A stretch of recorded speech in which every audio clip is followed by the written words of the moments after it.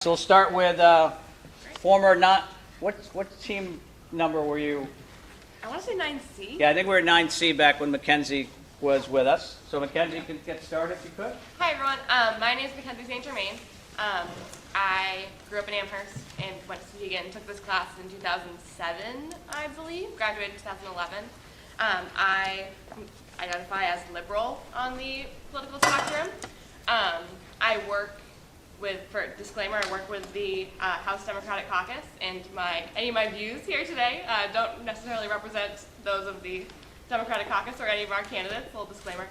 I think when I took this class back in 2007, I identified as very liberal on the spectrum, and then went to college in Vermont, which definitely did not change that, and I grew up in a very Democratic household. And then it was when I moved back from Vermont after I graduated from college, and I think I probably moved slightly more towards the middle part, but I still definitely am on the leftern side of the spectrum. And I think working with a number of people in a state that is not as liberal as Vermont, being back in New Hampshire, has definitely given me a good perspective and kind of given a more well-rounded view than definitely I might have been just surrounded by people who only agreed with me. So I think that's also a good thing to think about, a piece of advice. Anything else? Thanks. No, that's great. Brad? I'm Brad Gallinson. I was a selectman here at Amherst for a couple terms for about 8 years. And I identify, well, on the fiscal side, on the money side, conservative, very conservative. On the social side, more moderate, libertarian moderate. I think as long as I can remember, I've actually been exactly the same, fiscally conservative and socially sort of liberal moderate. My earliest memory is actually when I was in high school, your guys' age, and I got my first job. It was pizza delivery, and I got my first paycheck. And on the paycheck it had FUTA, FITA, all these different acronyms and all this money taken out from my paycheck. So my paycheck sort of said X, and then there was all these withdrawals to the government, and then my net paycheck was much lower. And back then when I was in high school, Ronald Reagan was president at that time. And I did a whole bunch of research on what do those acronyms mean. And each one of them is sort of either the state or the federal government taking money and then spending it, which I thought inefficiently. So I think that was sort of my, at least the fiscal side conservative, where I realized, hey, wait a minute, the government takes quite a bit of money from people. What do they do with it? Is it spent efficiently or not? And I think that was sort of my formative political time on the fiscal side. On the social side, I've always sort of agreed really with the liberals, which is you pretty much can do whatever you want. The government shouldn't really restrict what you do or who you marry, et cetera. Hey, I'm Gardner Goldsmith, and I grew up in Amherst. My folks moved me up when I was 3. I was a year ahead of Mike in Melford, and I've been here, I think, at every one except maybe every one. Yeah, so that's pretty cool. So I was at the 2007 one, and it's clearly you agreed more with this gentleman more than me, maybe, but on some things we might agree. So I'm a libertarian. I do script writing, fiction writing. I got a couple novels coming out and some novellas that are out. I did script writing in LA at one of the Star Trek shows and another show called The Outer Limits up in Vancouver. And then I came back here, and I also teach political economics. I work with a professor from Dartmouth named Jason Sorens, and we do an after-school program teaching people about the fundamentals of individualist philosophy and economics and natural rights and things like that versus the so-called social contract, which I never signed and nobody ever signed. I can tell you that there's a magic contract out there. I currently teach after school at Merrimack Valley Senior High and the Founders Academy, and I also teach political economics. I'll be leaving here to go teach at the Founders Academy. And I do work for an organization which is more sort of like a paleo-conservative organization in DC. I write articles for them. They're called the Media Research Center. And even though they're sort of paleo-conservative, we have some agreements on things like economics. And so they let me do these videos for them. They don't want me to do certain videos on like open borders, which I'm in favor of open immigration. And there are some points about whether the Constitution actually says that there's a federal role in immigration, which it does not. It only says naturalization. But they don't want me talking about those. So you can find those things online, and see if you agree or disagree with those. But yeah, I'm a libertarian. Technically speaking, I would be what is called an anarcho-capitalist. I, on principle, believe that you have a right to be left alone by me, and I have a right to be left alone by you. And supposedly, government is formed to stop us from attacking each other and taking each other's stuff and manipulating each other and pulling each other's money away. But now government is the agency by which that is done. And I look at taxation as majority sanctioned theft. And I don't think that's deniable. So that's the way I look at things, and I just try to leave my neighbor alone in all things, whether it's a person's personal life or it's their business, it's their life. And I just want to live peacefully. Gardner, just very quickly, 15 seconds, just explain what a paleoconservative is. Yeah, so there's over the years, as the Soviet Union sort of collapsed, over the years there came to be seen a distinction between traditional conservatives who would be seen as paleoconservatives, like Paleolithic era. They're not out there with stone tools or whatever, obviously, and the neoconservatives. Neoconservatives are very much in favor of U.S. hegemony militarily around the world, very much behind the invasions of Iraq, continued attacks in Afghanistan, overthrow of various governments around the world, where the paleoconservatives are more in favor of just traditional constitutional strictures. So the neoconservatives and sometimes the liberals would connect and are sort of seen as sometimes in favor of some welfare statism and particularly United States military intervention around the planet. Okay. Rick? I'm Rick Katzenberg. I'm on community council here. I've been on school board for a few years back in the day. I work between the high school and the community in many aspects. I coach the girls' tennis team, and hope you'll all come out this spring, or at least the half of you that are qualified to be on the girls' tennis team. I think of myself as a fiscal conservative and a social liberal, and I am very liberal socially. I understand the Republican point of view. I don't know what planet Gardner's from. I always feel like I need to bring a computer with me and Google everything he says, because I rarely understand his terms. But he is he's part of the three-pronged stool that we have here of Republican, Democrat, and Libertarian. I grew up in a Republican household. During the Vietnam War, I switched sides and became a Democrat because I didn't understand why my friends were being sent off to war in a country that none of us had any problems with. I've pretty much been a Democrat ever since, but I do believe in balanced budgets, and I do believe in the role of government in modifying the problems of society. Done a lot of work in the environment, and that's an area that we might be able to get into later that is a good example of why government needs to protect us from each other a bit, since the environment doesn't know state boundaries. And that's me. Thanks, Rick. I'm Molly Regan. I graduated from here in 2015, and now I'm a senior at Simmons University in Boston.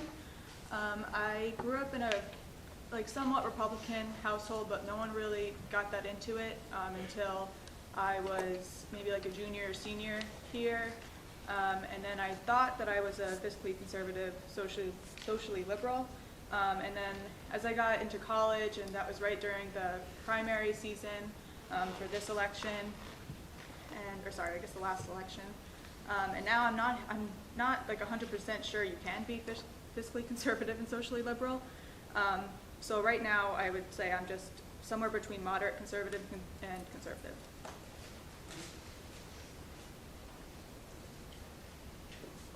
One thing, guys, is each of the panelists kind of identified where they view themselves on the political spectrum. Like we talked about a little bit, sometimes where you place someone on the political spectrum can be impacted by your own perspective. So as they're talking, be thinking about, would you place them where they say they are, or might you think, in your opinion, they sound a little bit different? Okay? All right, so we're going to open up the questions. We'll start with Molly and go right round. Okay? So our first theme is dealing with economic issues and the role of government. Okay? So, Chris, where are you for the first question? Our leadoff hitter. Stand right up and say it loud and proud. Should the government role be the same, less, or more important, or more than the current role? In the economy? Just the economy. No, I think it's in general. In general? We'll have a more specific economy question next. Yeah, I mean, in general, less, like whenever possible, I would say. I really believe in free market capitalism and the free exchange of goods and services and bargaining between individuals. And I think government intervention drives up prices and makes everything less efficient and makes everything generally less free, which is something that libertarians will probably say. I pretty much agree with Molly. I think that free markets are very important. Right now, we're in a debate that is going on between the present administration and the rest of the world on tariffs. I think the government should absolutely stay out of that. Can you just quickly make sure people know what a tariff is? A tariff is a tax that's placed on certain goods to either make them more available or less available, depending on which side of the tariff you're on. So, for example, if we were to buy T-shirts and electronics from China, they would come into this country under this scenario with a tax added to the cost. So instead of buying it at the lowest cost, you would now buy it at the cost plus tax, and that's the tariff. That doesn't help trade. It doesn't make the markets more efficient. It doesn't help move companies from less efficient to more efficient. So I'm very much for free markets. I do think, however, that the government has a role to play on labor laws, on fair treatment of employees, on, I think the minimum wage has been good, and certainly the environmental restrictions that have been placed on companies as it relates to how and under what conditions workers can work so that they maintain their health. I think those are good examples of how government can play a role. We're in agreement on the tariff issue, and if you ever want to look something up, first of all, tariffs are, of course, allowed in the United States Constitution. My default would be if the government would get closer to the U.S. Constitution. I would actually prefer the Articles of Confederation because I think it centralized things too much under the Constitution, and it has metastasized to become a monstrosity. There are a couple things about getting government more involved with things that are problematic. First of all, in economics, there's a concept called the price system. And unless individuals are able to decide how they value things, valuation is always subjective. You might value something differently than I do. In fact, you might value something differently that you have differently now than you will 2 years from now, or even later today. So in order to find out how people value resources, you have to allow them to subjectively value those things. And that also is a sign of respect. It's the ethical treatment of your neighbor. It's the allowance of his rights to be explored. And one of the great examples of history where they really went overboard and they screwed this up was in Plymouth Plantation. The reason we have Thanksgiving today is not because the Indians helped the ancient pilgrims. It's because for the first year and a half in Plymouth Plantation, as you can look up, as Governor William Bradford's notes indicate, they tried what they called the Platonic ideal, which was communal property. Nobody had private property in Plymouth Plantation for the first year. And in his notes, he says how much people resented working for other people and seeing the fruits of their labor taken, how mothers didn't like to be having to take care of other mothers' children and so on. But then, that following winter, they almost starved to death because of that, because they didn't have enough food that they had grown. So they tried something different. They instituted private property and respect for their neighbors' private property, and they had a profit incentive. So they ended up doing much better. They had a bounty. So I favor leaving everybody alone. When it comes to things like minimum wage, those are very touchy issues. But think about this. If you're a sculptor and you know that you can make one sculpture an hour that you can sell at $10, but the government institutes a law that you must earn $15 an hour, do you think you'll sell more or fewer sculptures? Fewer. And this is exactly what happens to people who have low skills. 30 seconds, Kurt. Yeah. If they've got low skills, then the consumer, it's not the business owner, it's the consumer who is always looking for a better deal. You don't want to work harder for your stuff, you want to work less for your stuff. That's why ancients used the inclined plane and the simple machines. They kept them because they helped them. So the consumer will be unwilling to pay for that. And this is what minimum wage does. It makes it that the consumer will go someplace else. I definitely agree that the role of government should be less than it is. Just a couple of things. One is just in general, when the government takes over or does anything, it's generally inefficient. The private sector, when it's sort of free market, I think acts much more efficiently and much more rationally. But a couple of things to point out which are interesting is when you say government, one thing to keep in mind is there's a whole bunch of different governments that we have. So another argument is where do you want the power? Where do you want the role of government? There's the federal government, which is sort of the biggest, that represents the most people. Then there's state government. Then there's local government. And then even inside local government, there's school boards, selectmen's, town government. So one of the things that I would argue is that if you're going to have the government take roles, which should be as limited as possible, they should be down towards the bottom of that list. So that a school board, I would argue, at, say, Souhegan, can make a lot better decisions for Amherst than, say, the federal Department of Education, which is making decisions of the entire United States. So one thing is the role, I think, should be shifted down. The other thing to keep in mind, just dynamic-wise, is that we're obviously a republic. We're a democratic country, meaning people that are in government generally are elected. And so they're elected by people. And if you think about what a politician's job is, obviously it's to help people and they have visions and they're generally good people, but their real job is to get elected. And the way to get elected is to get votes. And the problem that happens in sort of any country, any democratic country, is in order to get votes, you have to promise more and more things. So if you take minimum wage, for example, and it's $7.75, someone who's going to get elected is going to say, hey, elect me and I'm going to raise the minimum wage to 8, to 9, to 10, to 15. Or elect me and I'm going to give welfare for a longer period of time or more welfare. So the problem that ends up happening inevitably is in order to get elected, you have to promise more things. And so by doing that, the government's role grows. And that's something that I'm against, but unfortunately it's one of the inevitable things of democracy because that's how you get elected. I'm going to mix it up and say that broadly there should probably be more of a role. I do agree that things are more efficient at the local and state level when it comes to government kind of working, intervening in things. The reason I say more, just a couple examples.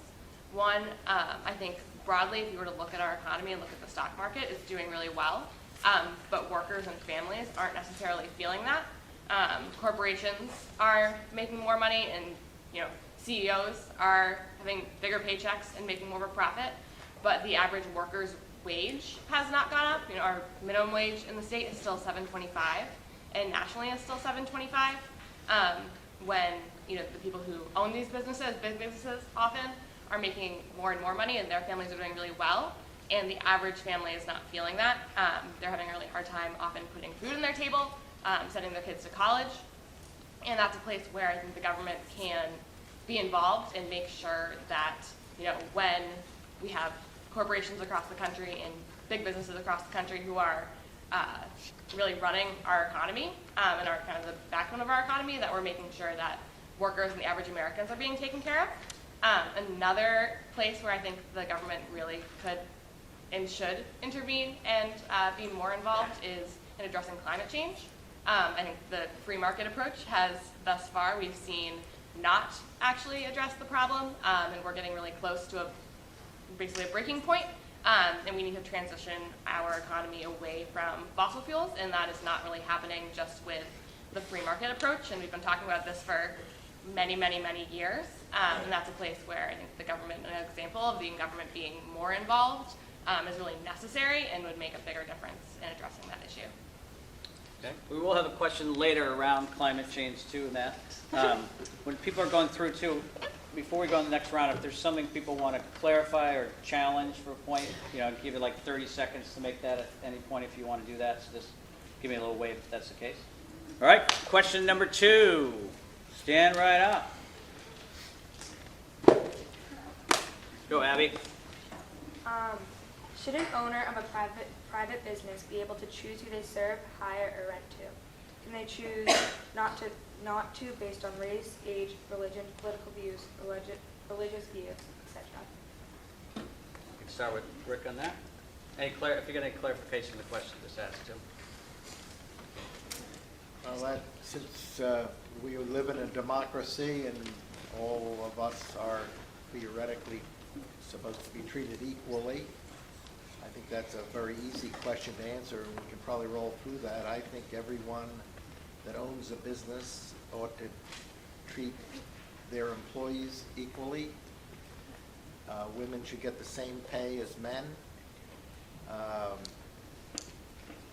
And certainly people who come in through the door or want to buy the products or services should have the same rights and privileges and responsibilities that go with being a customer.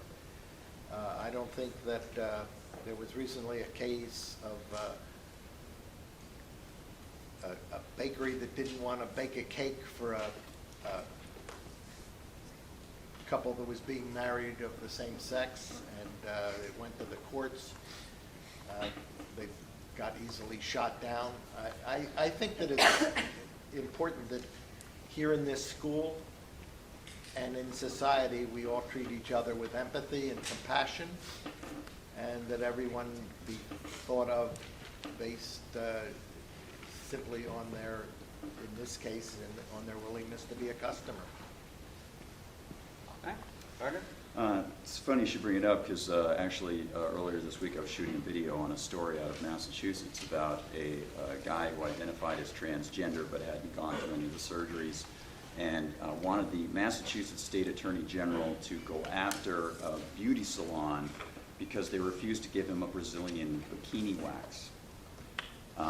So that opened up the door, and I said, look, the surface stories of these things will be controversial and so on, and some people will be turned off by the details and so on, but at the heart of this is the respect for our neighbor's private property and control of his private property. And there are some emotional feelings that come about, but there are some substantive long-term pieces of intellectual ammunition you can carry with you and decide about later. The first is there is a difference between private property and public property. Public property is that which people's tax money is taken from them in order to support. So therefore, everybody has an equal claim, or at least you might say proportional claim based on how much taxes they're paying, but they should have some say in how that is being used. Unfortunately, that pits everybody against each other, and it turns it into the Hunger Games. Anybody here read or seen the Hunger Games? Okay. You know the scene where Katniss is going to go into the arena and there's the cornucopia, and Haymitch warns Katniss, don't go into the cornucopia because everybody fights over what the government gives them because they all want it. That is what is called, that's called the tragedy of the commons. Anything that is commonly owned will be fought over by people. So in 1964, the government did something that is generally seen as laudable, as applaudable, which is that they passed the 1964 Civil Rights Act.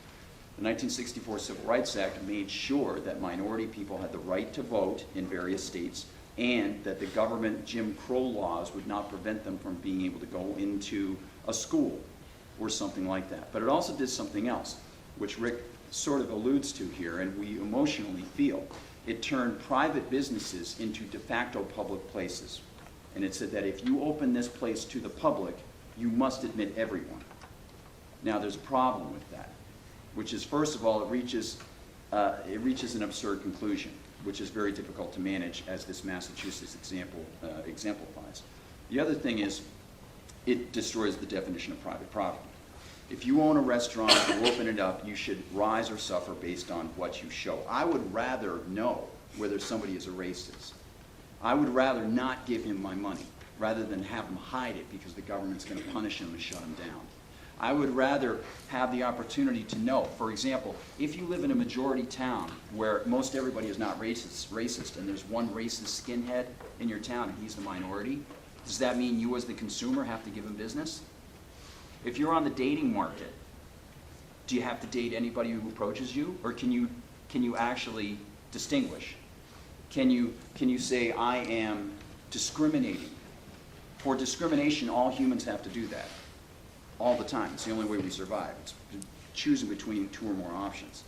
So I understand the emotions behind it, but we have to respect the fact that I don't own my neighbor or his property. And he'll rise or fall, or she will rise or fall based on what she shows us. I think that's the peaceful approach. I would not get the government to punish people over stuff like that. Yeah, I mean, I guess I would say, agreeing with Rick, it's hard to take a stance, I think, that everyone shouldn't be respected for any of their differences or their similarities. So on a general sense, I certainly agree with that. I think actually anyone that's part of a community, certainly our country, should agree with that. Stereotypes, prejudicial behavior, hate, none of that is acceptable, for sure. But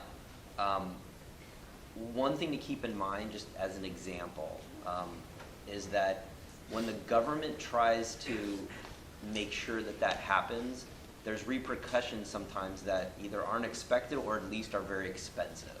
So an example would be, there's debate sort of for budgeting for transgender bathrooms in all public places. And on the one hand, again, my first stance is absolutely true that anyone with any sexual orientation should be respected, treated fairly. But if the government sort of, at least talk of the government, gets its way where, for example, every public building needs to have a transgender bathroom, that's billions and billions of dollars. That's retrofitting rooms, that's finding rooms, that's spending a lot of money that's the onus of either the taxpayer or the private business owner. And so I would just say that respecting people's differences and doing the best you can is something that everyone should do, and it should be expected of your behavior. But to pass laws that expect people to pay billions and billions of dollars to do something like that immediately, to me, is unreasonable. I think that goes too far, and I think that is not something that the government should require, or at least they should do it sort of for new construction forward, for example. And there's a lot of different examples of like that, where you have to think about laws and things that you want to do. How much does it cost people to do it? And is it really solving the problem of what you're trying to get at, which is really just equality for everybody, to respecting everybody's differences? I definitely think there should be protections against discrimination in hiring and serving, for the basis of race, gender, sexual orientation, gender identity, all of those things. I think a great part of this. Great increase in Gun control. gun control. Good question. So the Constitution's pretty clear that I think everyone has the right to bear arms. So in a general sense, I think that that's something that, amend the Constitution if you have a problem with that. That being said, though, I do think that felony background checks, automatic assault weapons, I think there's some common sense that's on the judicial side, on the court side, not the legislative side, is reasonable. I think that there's sort of a fine line between preventing someone from bearing arms, which I do think everyone has a right to, and felons, criminals, automatic assault rifles that they use in war. I do support gun control in those means. So I guess the answer is yeah, I do agree for increased gun control, but only specifically for sort of the things that I outlined, without crossing the line, which is people can't have guns, because I think the Constitution does certainly clearly allow people to have arms. Yeah, I agree with that. I think when the Constitution was written, the kind of weapons that were referred to in the Second Amendment are very, very different than what we have today, and there's no way the founders could have ever imagined the kind of weapons that average citizens would be buying. I absolutely support background checks on certain types of weapons that are not used for hunting, making it much more difficult to buy those. recently there's a lot of gun owners in the state and in the country who are very, very responsible, and they should absolutely have the right to own guns. But we're seeing across the country really an epidemic of violence and of a lot of people being injured and killed because we refuse to take action on keeping these really, really dangerous weapons out of people's hands. So we should take whatever action is necessary to address what is happening across the country. Paul? So this is something I'm really big on. I think this issue is kind of hard to talk about because everyone comes from a different place with it. There are people who, are uncomfortable around guns because they don't know how to use them, or they just don't like the idea of them, or they've never been around one. And then there's people like I know how to use a gun. I'm comfortable with them. I feel safer with them in my house. I also live on my own in Boston in an apartment where I don't have a gun because I don't have a license in Mass. And I wish I had one because in Boston, all the bad people who you should be afraid of have guns, and so I wish I had one. Until you can convince me that we will be safer making it harder for me to protect myself, I'm going to stay where I am. I think it's sad that a lot of the time the narrative around this stuff is, you don't care that kids are being killed, or you don't care that, people are dying in the streets. Of course I care, but again, I don't think it makes us safer to give law-abiding citizens less protection. It's already really hard to get a gun. You don't just go sign up for one. There's a lot of background checks and things, and I would be okay with increased, some kind of better background check or something. I hear all the time that it's easier to get a driver's license, or no, it's easier to get a gun than it is to get a driver's license. That argument really doesn't make sense because you need a driver's license to get a gun, so it's already twice as hard. Yeah, basically, I think that we are safer with more protection in our own homes, and I don't think it's anyone else's business what kind of protection I can have or can't have. Members of Congress who are pushing for really hard gun control all have armed guards with them. I don't understand why, who's a Democrat who's super into Chuck Schumer or something? Feinstein. Why does Dianne Feinstein, why is her protection, I have a brother in MS. I think he should be just as protected as Malia Obama is walking around Harvard with her guard.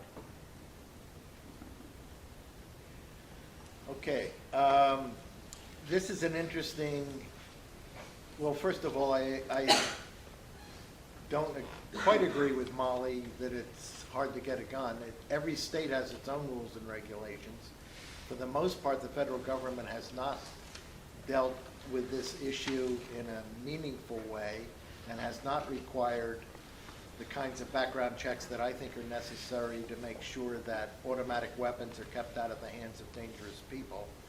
I don't think we need many restrictions in this area, but I do think there is some sanity that needs to be imposed on society in order to keep public facilities like Souhegan High School safe.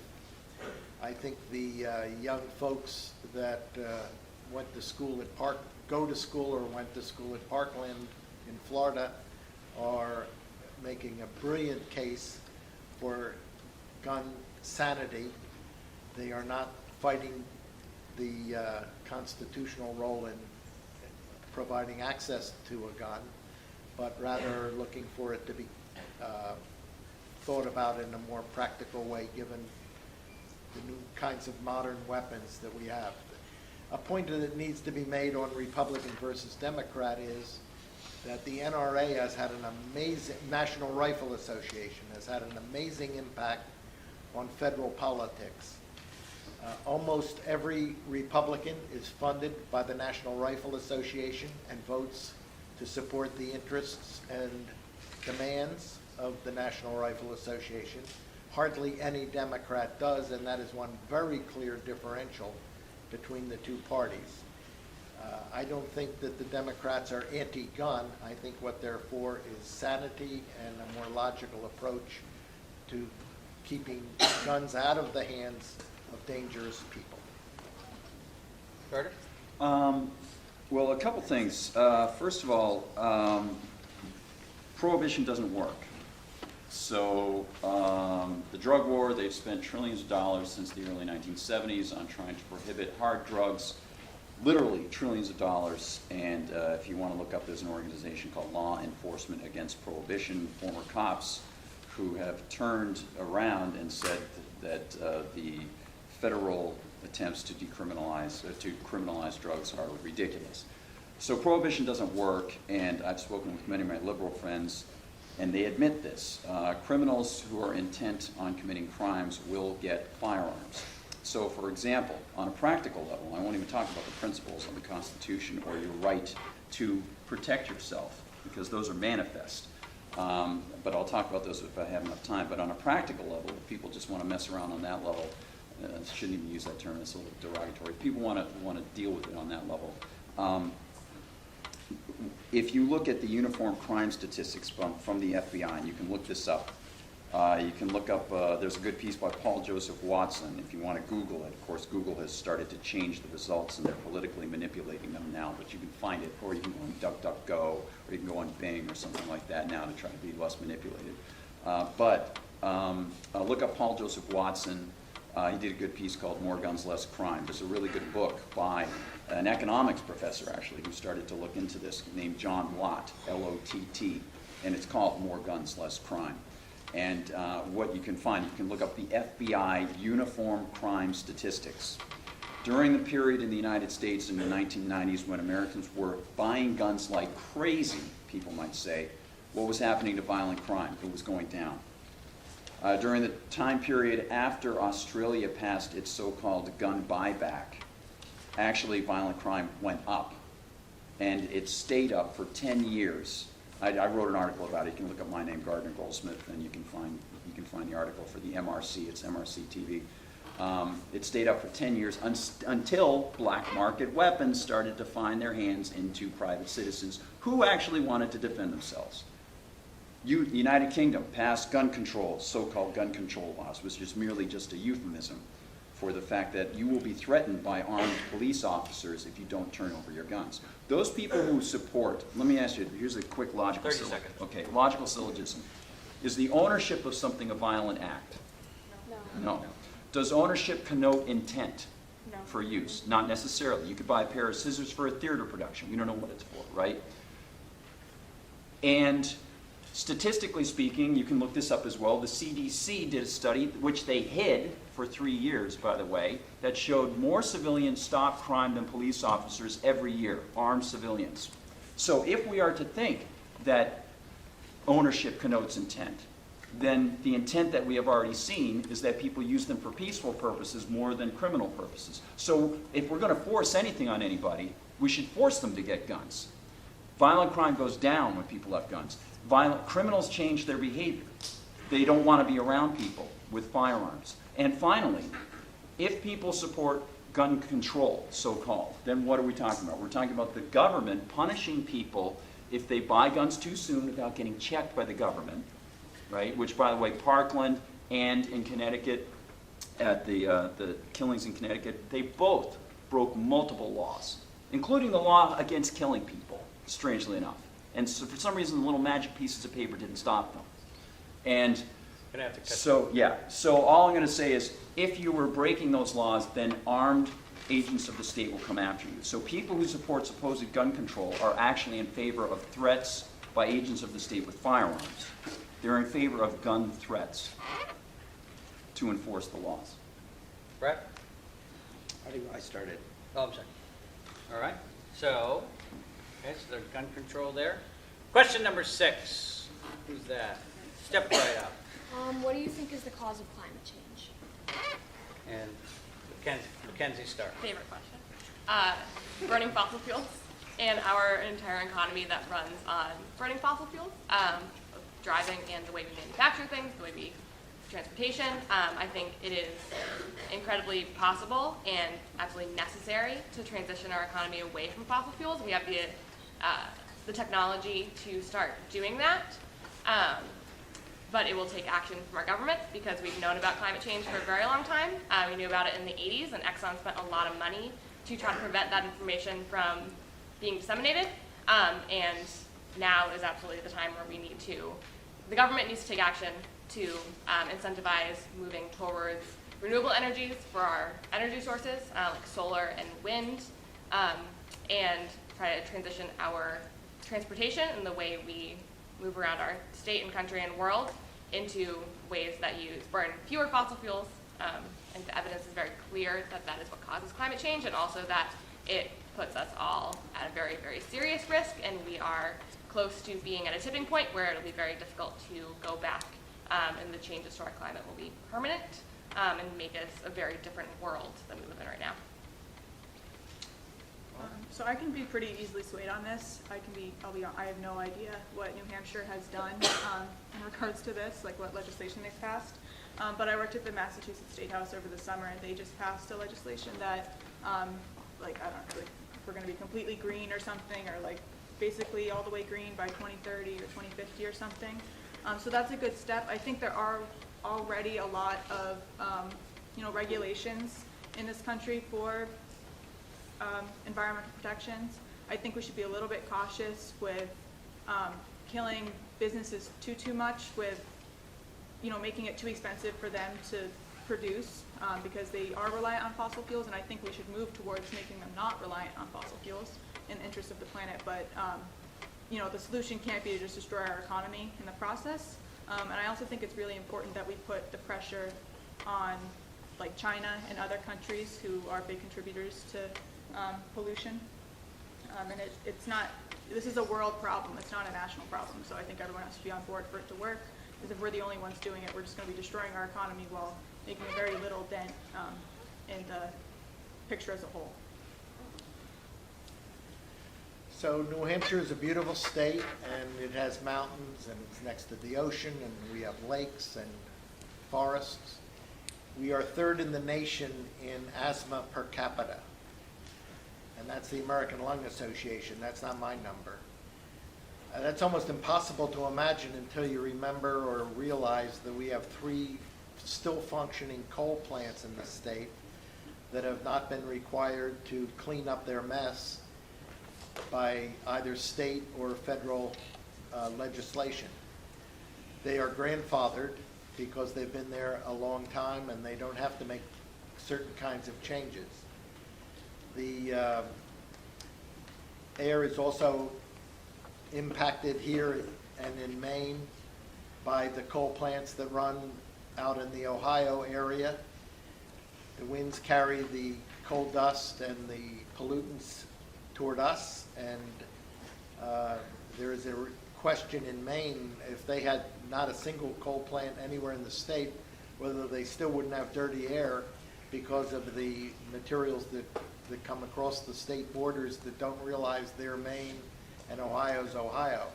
So this is another example that Mackenzie pointed out. We need federal standards. At the moment, coal is being heavily promoted and subsidized by the Trump administration. It is almost impossible to imagine that it can be helped because coal is no longer either good for our health or economically viable. There are now almost twice as many people working on the wind energy industry than work in the coal industry. Over 100,000 people now build and work within the wind industry. Less than 60,000 people work in the coal industry. So we are moving quickly in the area of efficiency because wind energy is far cheaper to produce and is benign to our health. Solar, photovoltaics, hydropower, all of these green technologies are far more benign for us and do not produce the problems of climate change. And I actually have a pen that Jimmy Carter used to sign a bill that I helped write and helped lobby for that created the Wind Energy Act of 1979. And so I've been involved in this area for a long time. When you get up to spring and want to learn more about renewable energy technologies, let's work together on Earth Day, and we can try to educate the public about some of the benefits of working together on the environment, both within the community, but even across state boundaries.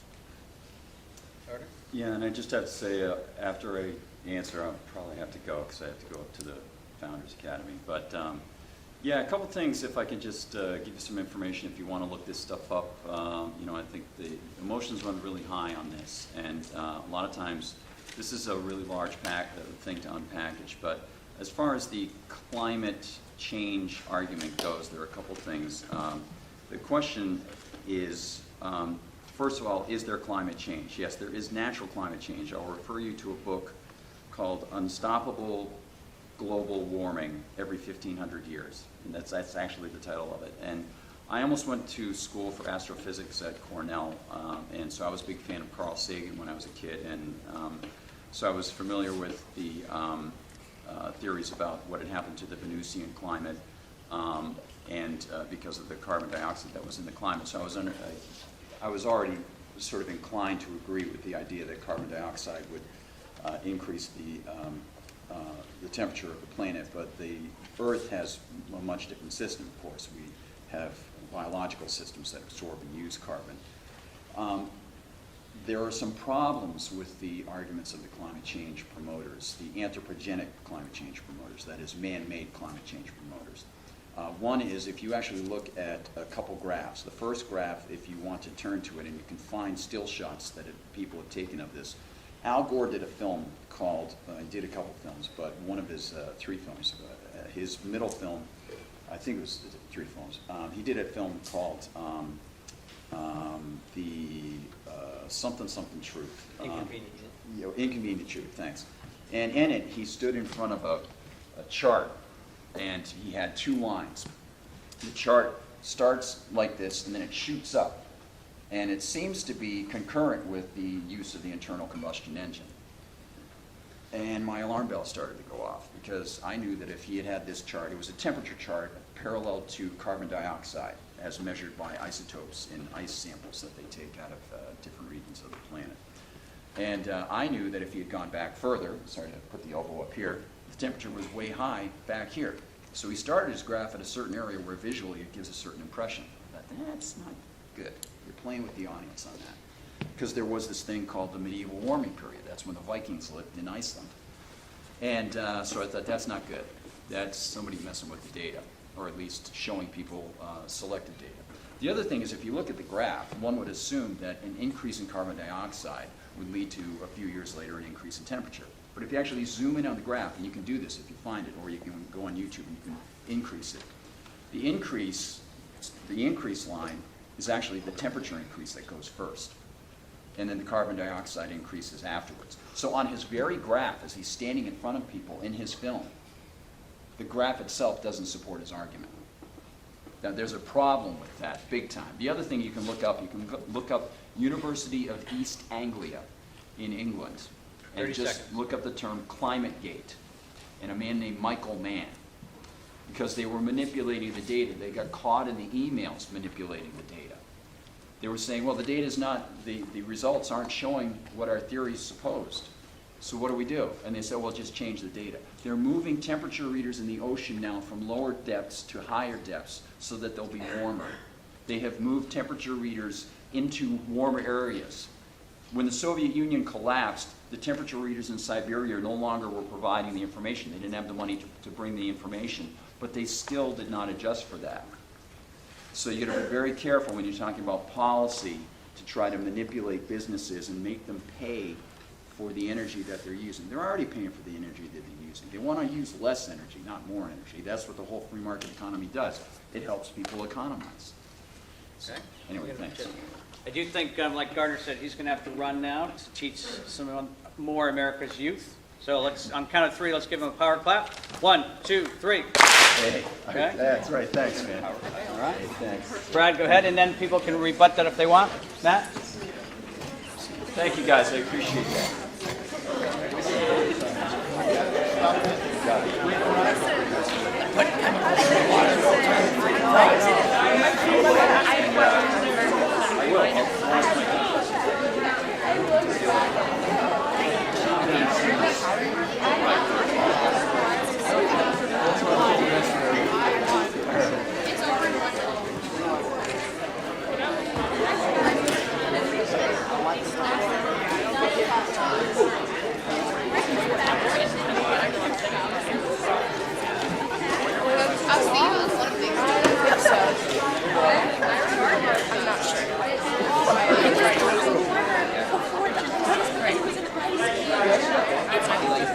We'll be in touch. Thanks for coming, Matt. Not quite yet. All right, we're going to let Brad give his response, and if someone wants to give a 30-second rebuttal, potentially for anything Gardner said, and then we're going to just have him wrap up with one quick sharing of any pearls of wisdom. So on climate change, I guess I would say a couple things. Number one is I wish in Washington, or really any state capital, both parties, like, sounds like, well, maybe not Gardner, although he's not a political party, agreed that the earth is pretty important for everybody. So for me, the debate isn't what causes global warming. Is it man-made? Is it cyclical? Is it fossil fuels? Is it the ozone layer? For me, it almost doesn't matter. We have a planet that is growing. So we have 5 billion people. It's going to go to 12 billion people. We're extremely dependent on fossil fuels, whether they cause environmental problems or not, and that's a finite resource.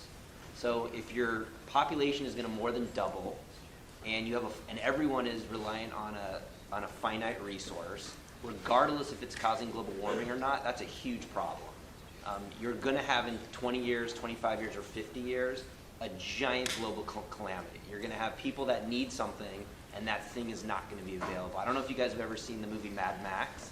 It's about water, but when people don't get what they want, it's a problem. So as far as I'm concerned, I don't care if global warming is man-made, partially man-made, or it's cyclical. We have a huge fossil fuel problem. And if you look at the war in Iraq, we spent $1 trillion in a very short period of time to basically protect oil. I mean, that's really what it was. Imagine if we spent $1 trillion and we got Congress to actually commit $1 trillion to solving our fossil fuel problem. Probably would have made a big difference. So as far as I'm concerned, again, it doesn't matter the debate. We have a huge problem. And generally our politicians react to catastrophe. They don't have foresight to figure something out. So the problem, and what will normally happen is 20 years from now, 25 years from now, there's going to be a calamity. There's going to be a shortage. There's going to be a revolt. There's going to be an economic event.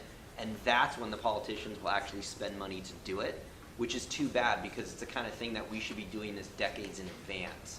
Again, forget about if it's global warming or not.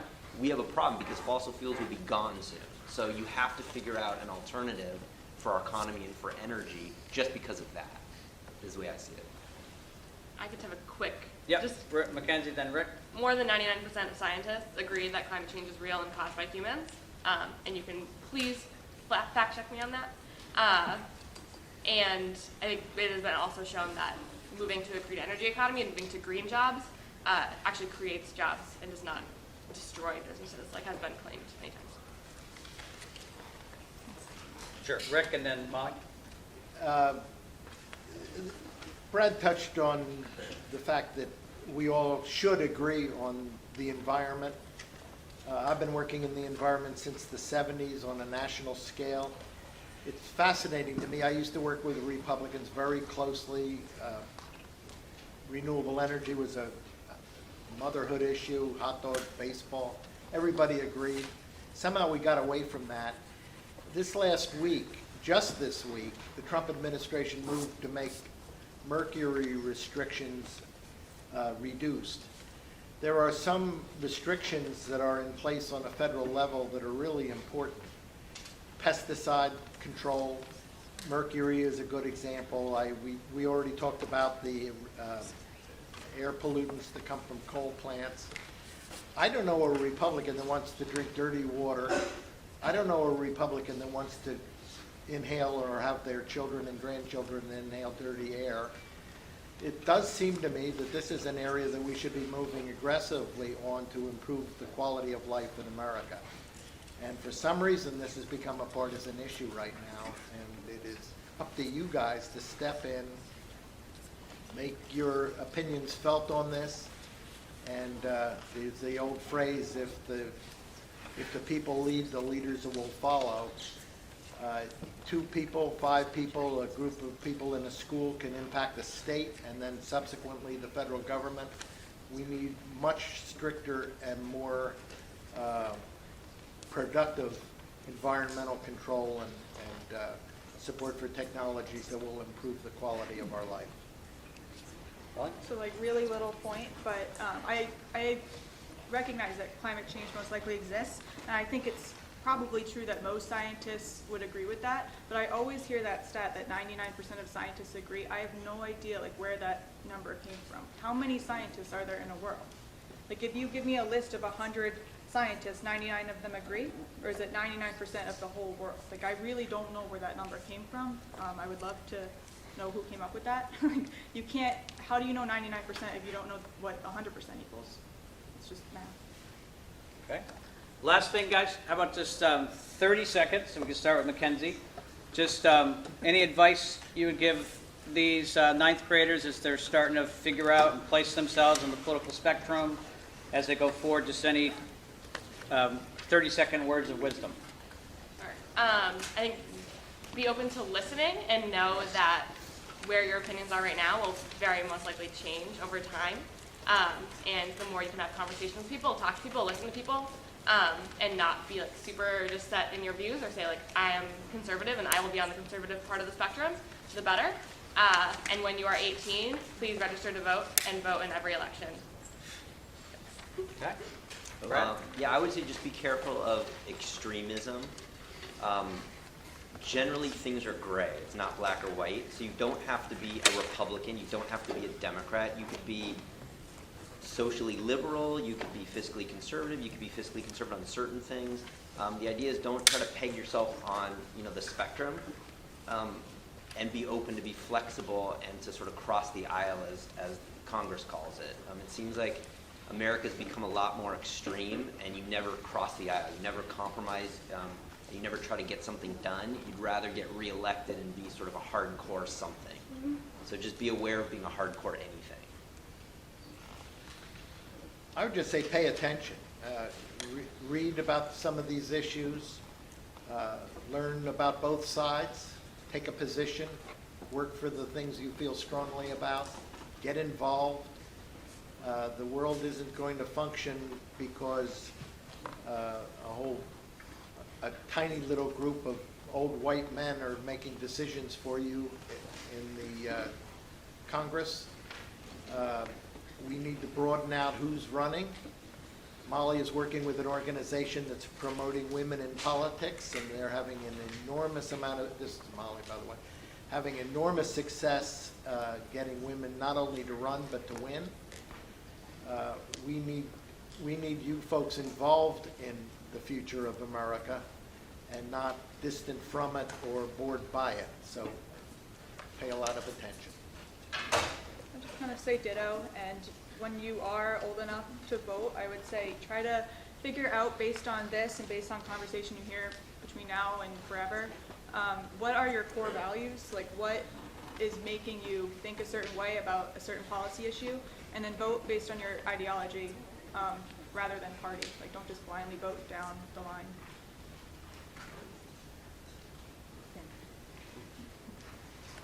All right. So, first of all, guys, certainly we see a great example from our panel of being respectful and disagreeing and talking about ideas and doing it in a great way, just like you guys have done when we had our discussions on the political spectrum. So, count of three, let's give them a resounding power clap for coming in. 1, 2, 3. Okay? And now, I'm going to turn it over to Barb and friends about where we want you guys to go. Stay seated. Reminder, guys, class 1 and 3, do a great job in the debrief for tomorrow. Class 2 and 4 for Tuesday. Okay? Listen up to Barb, please. All right, John. Let's see how well you guys pay attention. Science, period 1 and 3. Where are you going first? Science. You're going to the science room for English, yes. And you're going to math, art room, period. I know we just want to keep you guys thinking. And periods 2 and 4 in science, you're going to go to art first 105, and then come see me at 116. Molly, great to see you, but I have to run. All right, thanks for being a great audience, guys.